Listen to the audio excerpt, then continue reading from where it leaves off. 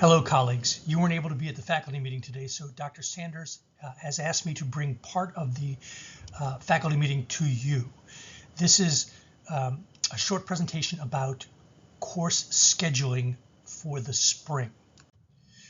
First of all, we've got 4 directives from the administration.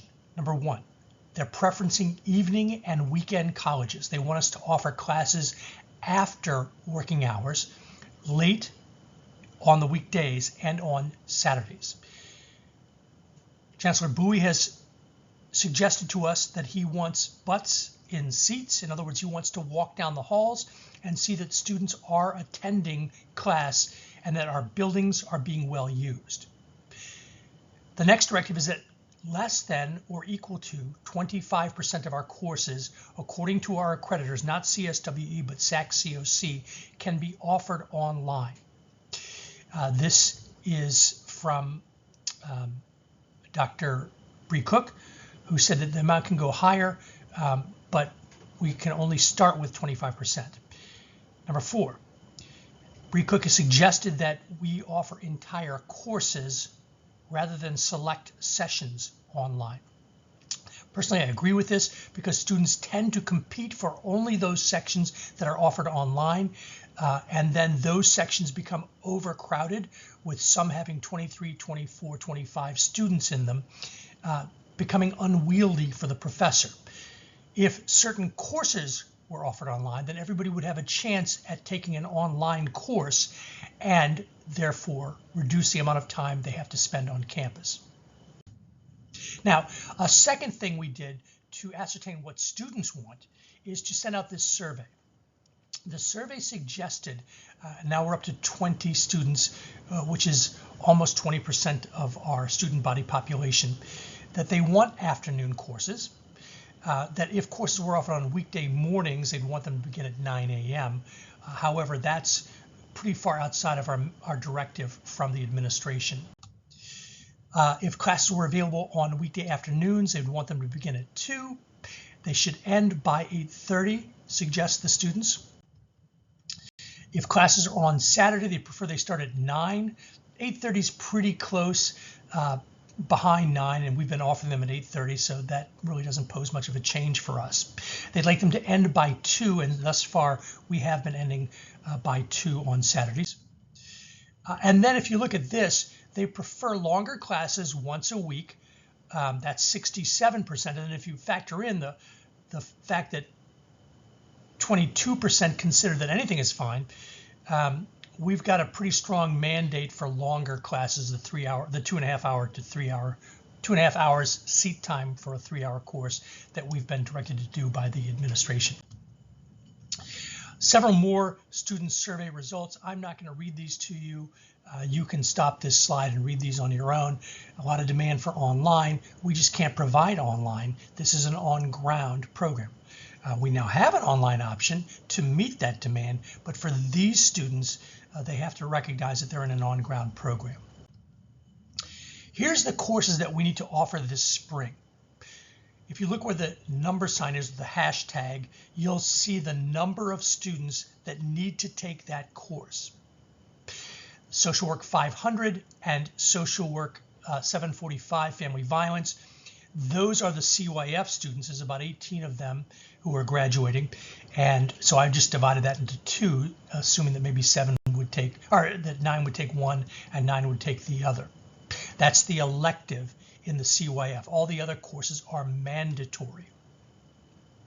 Now, if you look at this calendar, what I've attempted to do here is 3 things.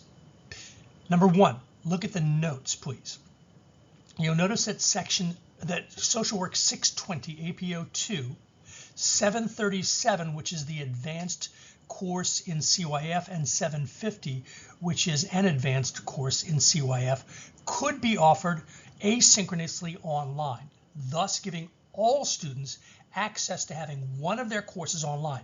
Notice that 620 is a generalist course, while 737 and 750, the CYF course and the mental health course, is advanced courses, thus allowing all of our students, whether generalist or advanced year to take at least one of their courses in the online format, thus reducing the number of times they have to be on campus.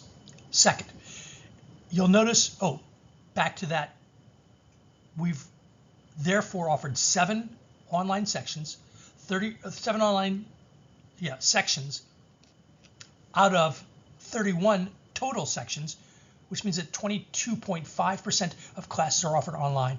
Thus, we are within our mandate there. And then remember that 701, and I know that at least 2 of you watching this video know this, is 701 is a hybrid course.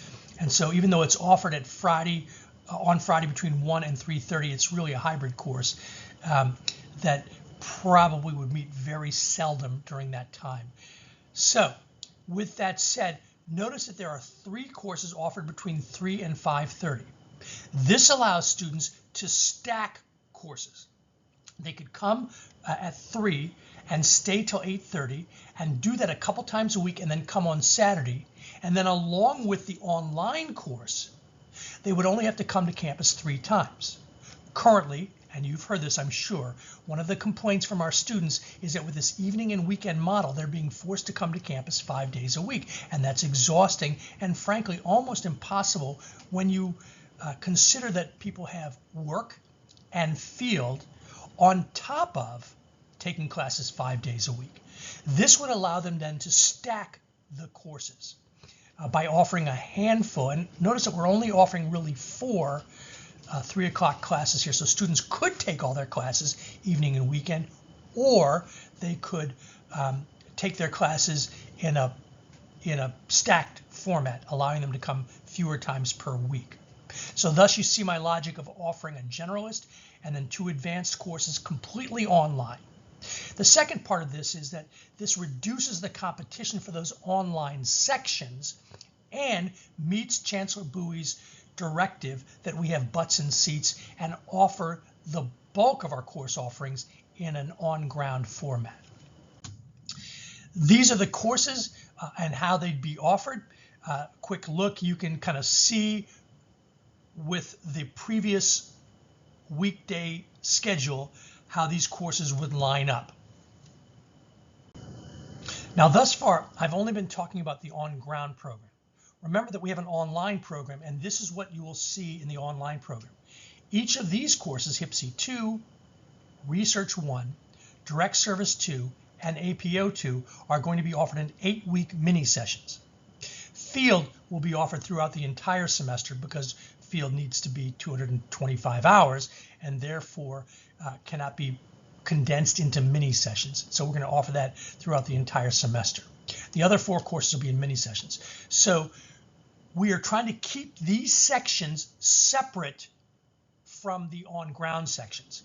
You'll also notice that the sections are 14 and 15 to avoid the debacle that happened earlier in this semester when we had a Section 1, Section 2 of online and a Section 1, Section 2 of on-ground, and it confused the e-learning folks. They didn't know to whom to give the courses.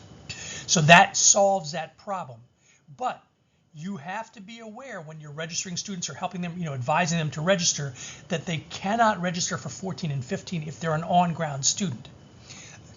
Likewise, if they're a completely online student, they cannot register for the on-ground classes, which would be the 1, 2, 3, 4, 5 sections. Okay? So this is just for you to kind of keep track of the fact that everything I'm talking about with this kind of new idea of moving a few courses to 3 o'clock and then 3 courses to completely online, by doing so, we're allowing greater access to more people. This is the completely online program. Something else altogether, those on-ground students can't register for these courses or vice versa. With that said, there may be questions or comments. I need you to get them to me by this Friday.